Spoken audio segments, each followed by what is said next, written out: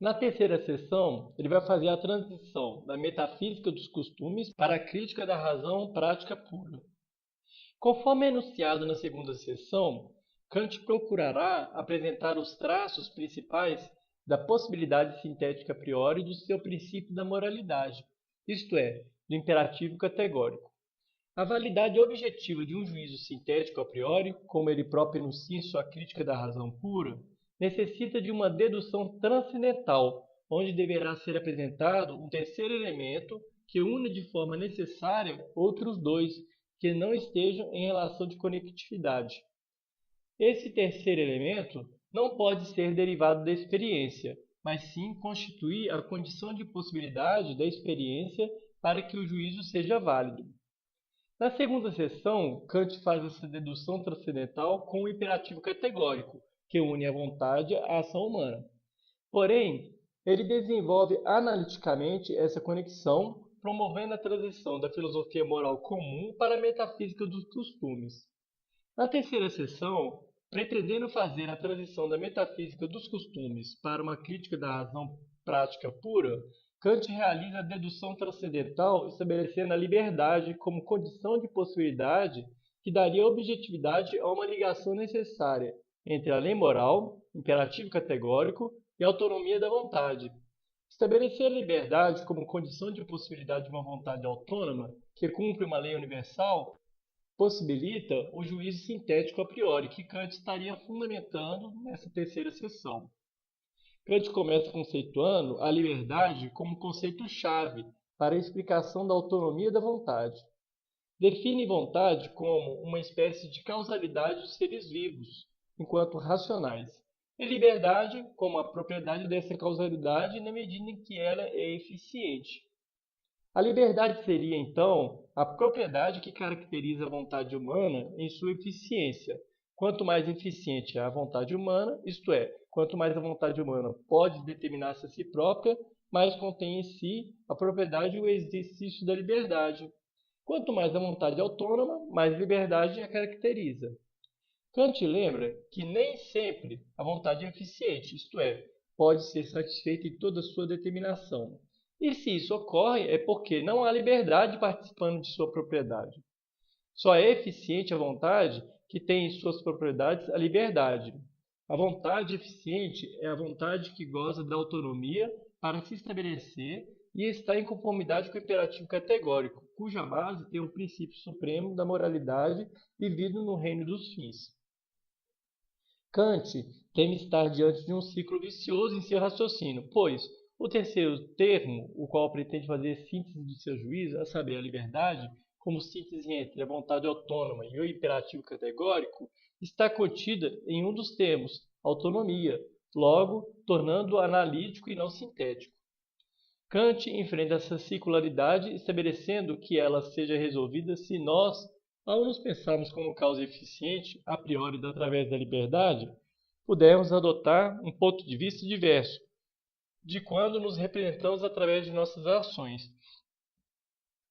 isto é, enquanto efeito, fenômeno. Isso significa que, para resolver o ciclo vicioso, é necessário nos vermos de duas formas diferentes, uma enquanto número e outra enquanto fenômeno, uma como a causa e outra como efeito. Nós, enquanto causa eficiente, determinaríamos nossa essência, nossa natureza em si, e enquanto fenômeno, determinaríamos a expressão sensível dessa essência através de nossos atos.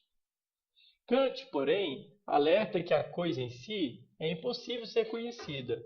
Inclusive, quando tentamos nos representar, jamais conseguimos saber o que somos em nós mesmos. E para resolver esse espinhoso dilema, estabelece que a razão humana é superior ao entendimento possível que possamos ter por ser inteligência, e, mesmo sem poder conhecer-se a si mesma, institui que haja um mundo inteligível que autoriza e que ela conceba-se com o poder de ser causa em si. Dessa feita, retoma Platão e fundamenta a existência do mundo sensível e do mundo inteligível, preconizando que o ser racional deva considerar-se a si mesmo como inteligência, não como pertencendo ao mundo sensível, mas ao inteligível, e com isso ter dois pontos de vista dos quais pode considerar-se a si próprio. um ponto de vista em que se percebe apenas enquanto fenômeno, de forma sensível, e um ponto de vista em que se percebe enquanto número, de forma inteligível. Portanto, causa eficiente de si mesmo no exercício de sua liberdade. Kant, dessa forma, estabelece um terceiro termo sintético que torna possível, objetivamente, o juízo a priori da liberdade fundamentado na vontade autônoma, em direção à lei moral, imperativo categórico. No entanto, para ser possível, ainda assim, o imperativo categórico, Kant lança mão de um juízo que não justifica o fundamento do chamado mundo sensível dado pelo mundo inteligível.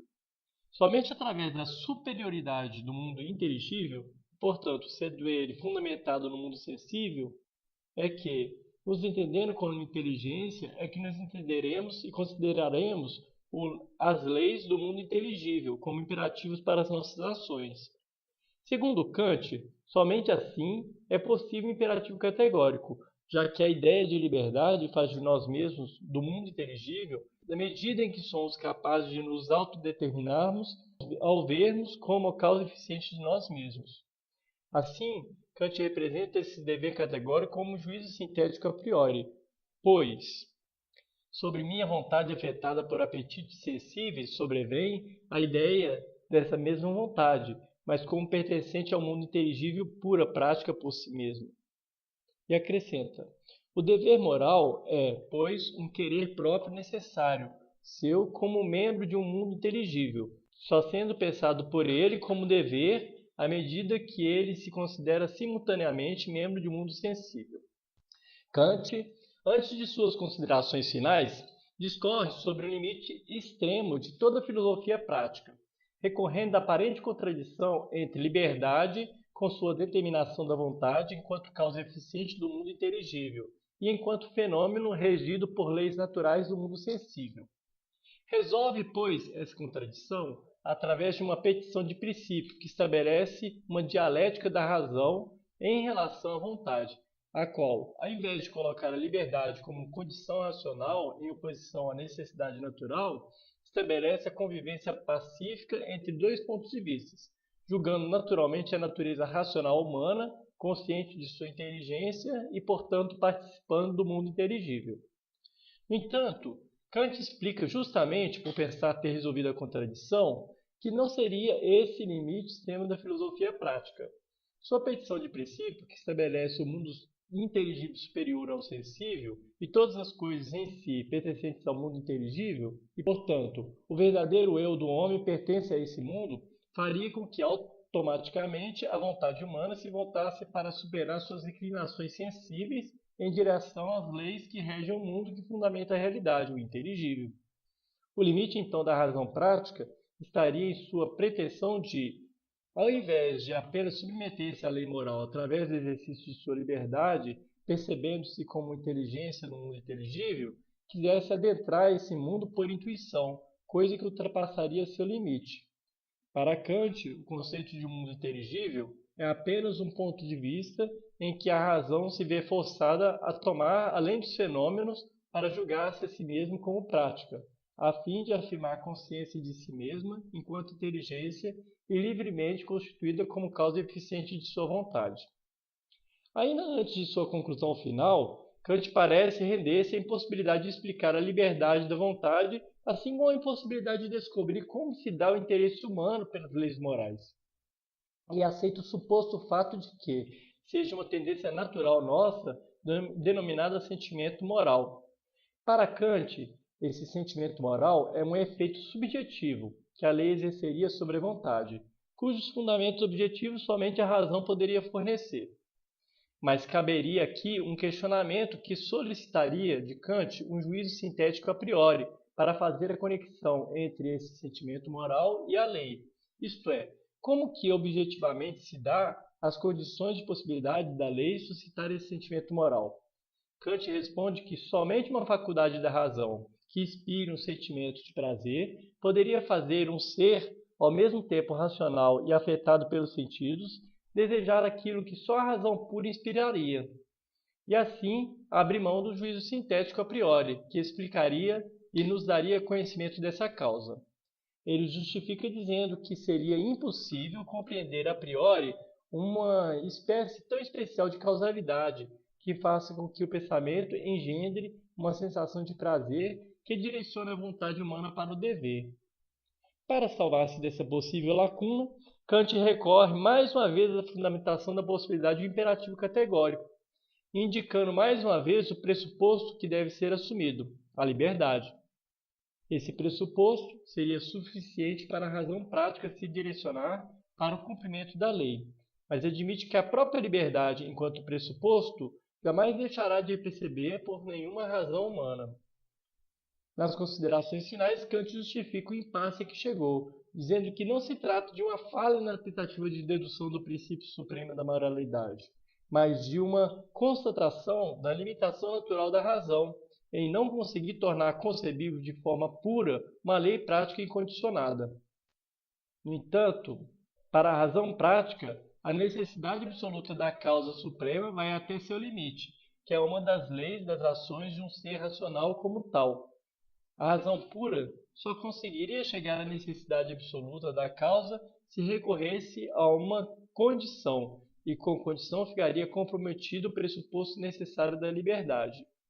Por fim, Kant admite que não seja possível conceber a necessidade prática incondicionada do imperativo moral, porém, concebe-se o seu caráter inconcebível. Termina a sessão dizendo que é tudo o que, à luz da justiça, se pode exigir de uma filosofia que aspira a atingir os princípios, os limites da razão humana.